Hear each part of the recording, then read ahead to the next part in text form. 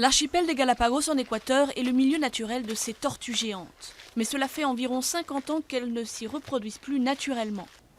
Les responsables de la réserve doivent élever les tortues en captivité dans ces centres avant de les relâcher à l'âge adulte.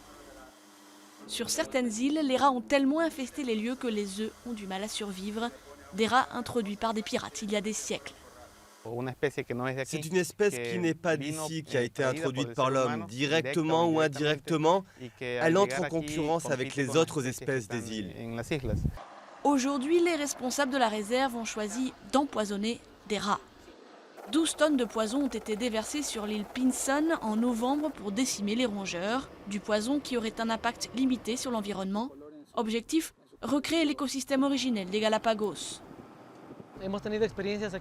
Nous avons mené des expériences d'éradication ici dans les Galapagos contre des rats depuis 2011.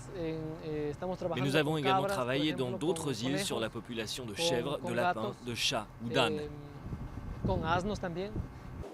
Certains envahisseurs ont été éliminés des Galapagos, ce qui a permis la préservation d'environ 500 espèces endémiques, dont les tortues, selon le parc national.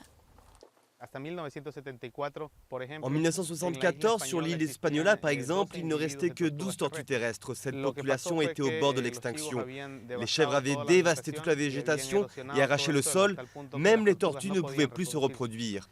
Nous avons fait deux choses. Nous avons lancé un programme pour renouveler la population en captivité dans le centre de reproduction du parc. Et nous avons éliminé les espèces qui avaient altéré l'écosystème d'Hispaniola.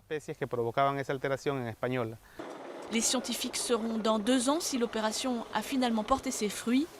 Ils espèrent que les tortues pourront bientôt à nouveau se nourrir et se reproduire naturellement dans les îles des Galapagos.